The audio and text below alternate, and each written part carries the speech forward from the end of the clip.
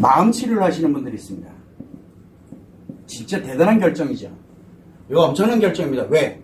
일단 비용부터 그렇고 치료하는 기간이 왜 오래 소요됩니까? 습관을 바꾸기 때문에 그래요. 간단한 문제로 해결되는 게 아니에요. 문제 하나 해결한다고 뚝딱거리고 바로 바뀌는 게 아니에요. 습관을 바꾸기 때문에 그래요. 이 기간이 오래 소요되는 이유는 이 습관을 바꿔놔야 완치가 되거든요. 이걸 바꿔놨을 때 비로소 이제 완치가 되는데 이 습관을 바꿔놓는 과정이 편안해졌다가 또 어떤 경우는 즐거워졌다가 또 아픔, 고통, 이 고통이 또 느껴졌다가 또는 이런 식으로 왔다 갔다 거리다가 결국은 완치돼. 왜? 습관을 만들어가는 과정이거든요. 습관이 하루아침에 만들어지지 않는 거예요. 그러다 보니까 이 비용이 비싼 이유가 왜 그런다 그랬어요. 이 과정에서 대부분 다 이게 치료된 줄 착각하는 현상이 생겨요. 왜?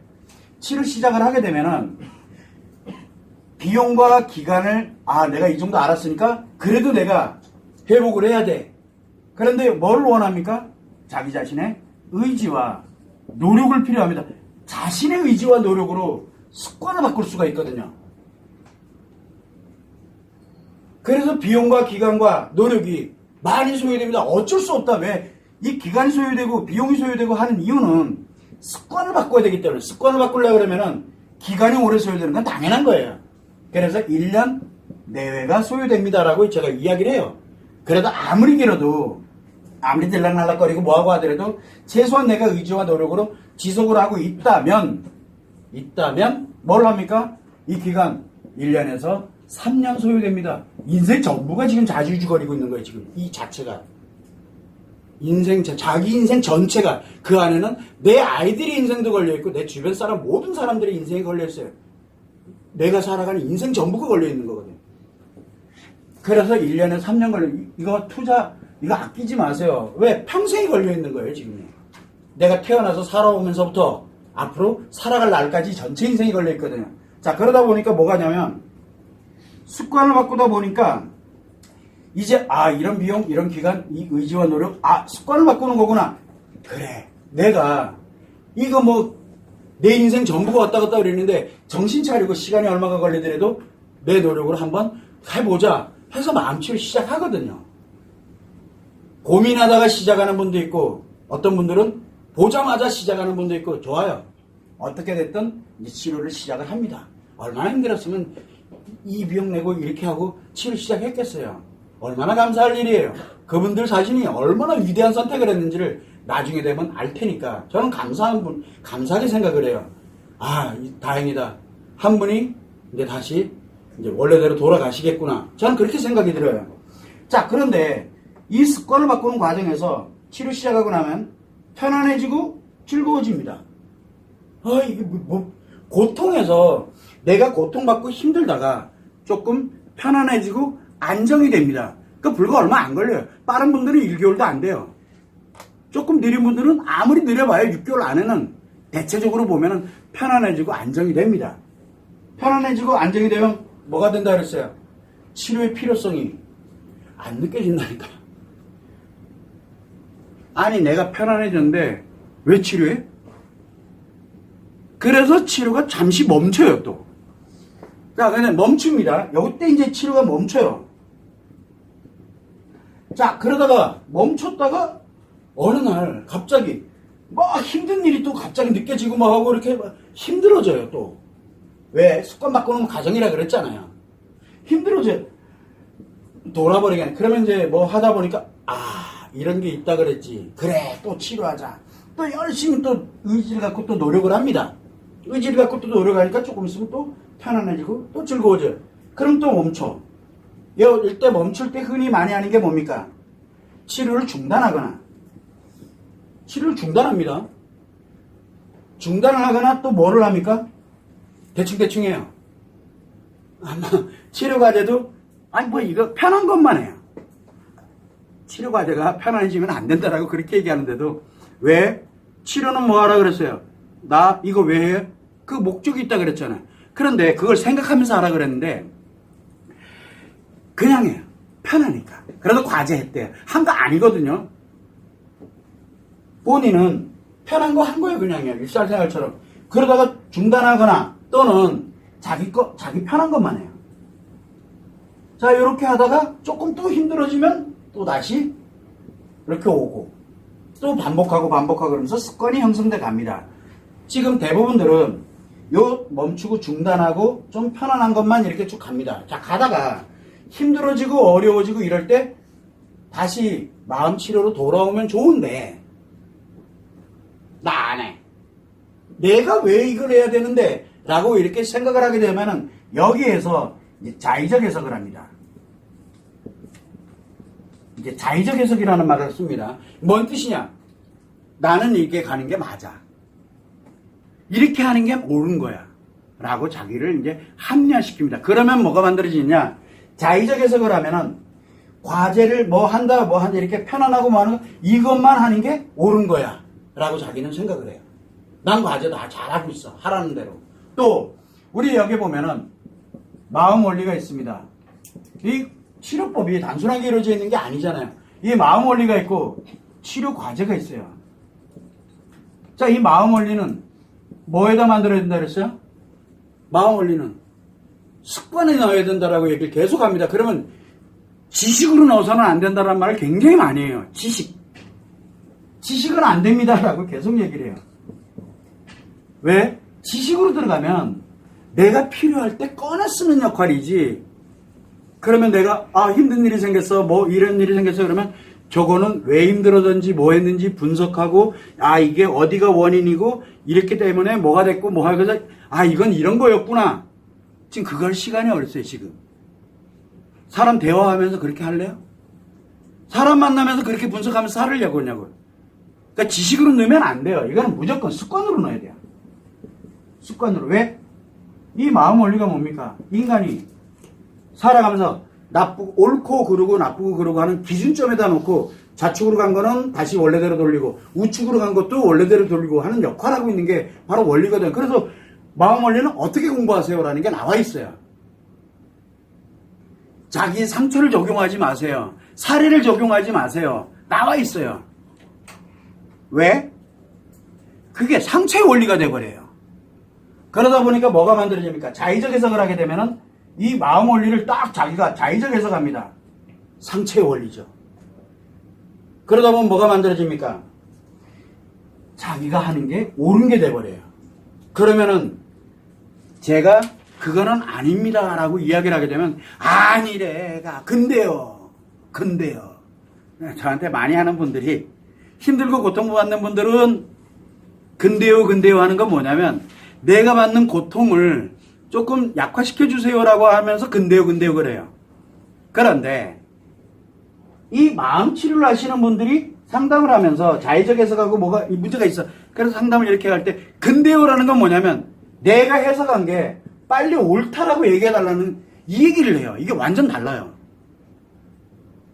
자기가 생각한 게 맞아야 되거든요. 그래서 제가 신경 쓰지 마시고 치료 과제에 집중하세요. 네. 근데요. 네. 근데요. 나 계속 그 얘기밖에 안. 그러면 나는 계속 뭐라고 얘기합니까? 치료하시면 됩니다. 과제 열심히 하세요. 근데요. 치료 열심히 하세요. 근데요. 치료 열심히 하세요. 이게 1시간째 반복됩니다. 제가 할 수 있는 게 그 얘기밖에 없어요.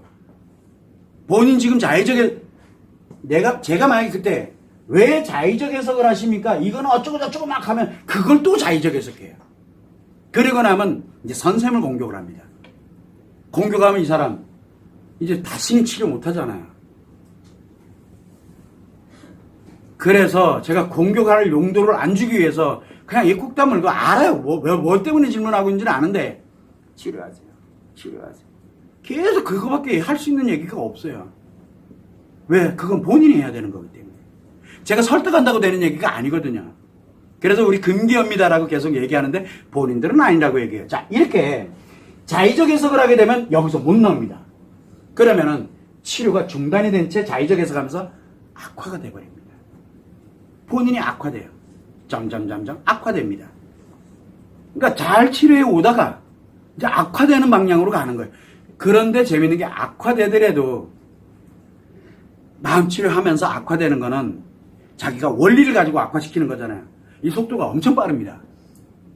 엄청 빠릅니다. 근데 본인은 몰라요. 악화됩니다. 그래서 제가 자의적 해석은 절대 금지. 한번 가서 보시면 나올 거예요. 제가 계속 강조하는 내용이에요. 자의적 해석하지 말아달라고. 치료과제 자의적 해석하지 말고 마음 원리 자의적 해석하지 마세요. 마음 원리는 지식으로 넣는 게 아니라 습관으로 만드는 겁니다. 즉 그렇게 얘기를 해도 계속 자기를 대입을 시켜가지고 이게 이러니까 그리고 또 뭐라 그래요? 야 상대한테 뭐라고 얘기합니까? 아 저 사람은 이 원리에 의하면 이 사람은 이랬기 때문에 이게 이렇게 됐구나. 그게 자의적 해석이거든요. 저도 그렇게 해석 안 하는데. 그래서 이런 자의적 해석에 관련되는 부분이 매우 중요합니다. 자, 여기까지는 대체적으로 마음치료 과정에서 나타나는 현상이에요. 근데 문제가 하나 있어요. 완치되시는 분들이 있어요. 제가 완치되시는 분들에게는 반드시 완치 결정을 할 때 꼭 하셔야 된다라고 하는 게 두 가지가 있어요. 그거는 완치 안 되신 분들은 알면 안 돼요. 그래서 제가 말씀은 드리지 않는데 이 완치되신 분들이 꼭 하라는 이 두 가지가 있거든요. 이것만 가져가면은 평생 행복하게 사는데 전혀 지장 없다라고 제가 이야기를 해드립니다. 그런데 이분들이 완치되고 난 다음에 뭐를 하냐면 이제 일상을 살아가면서 요 두 가지에 관련된 것만 지켜주면 되는데 하나는 평생 치료제요. 하나는 문제 해결이거든요. 살아가면서 상담 다닐 이유가 1도 없는 그러니까 평생 치료제 개념이 있어요. 그게 이때 나옵니다. 그래서 이 두 가지를 가면 되는데 이 두 가지를 안 해버리네? 그리고 자기가 신이 된 줄 알아요. 자기 뜻대로 막 가요.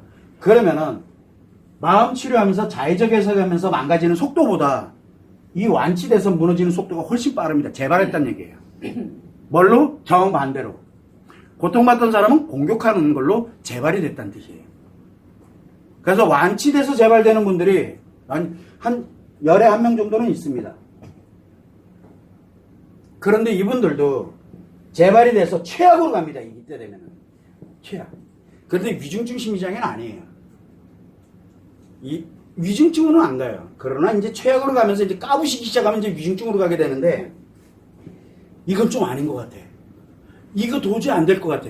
그때 다시 저한테 상담을 요청을 합니다. 그럼 딱 오면은 제가 얘기합니다. 왜 이렇게 최악으로 갔냐고. 이 두 가지 다시 상기시켜 줍니다. 그리고 조금 노력하면은 바로 원래 예전 자리로 원래대로 돌아갑니다. 원래대로 돌아가요. 그래서 완치는 제가 해놓을 때 하는 얘기들이 있어요. 그거는 이제 그분들에게 해당되는데 치료하시는 분들에게는 바로 이런 습관을 변화하는 것은 과정이기 때문에 그 중간중간에 멈췄다가 또 중단했다가 또 이렇게 진행하는 분들 편안해졌다가 그리고 다시 또 원래로 왔다가 이게 반복 습관 만드는 기본이에요. 습관이 열심히 만든다 해서 뚝딱거리고 되나요? 안 된다니까요.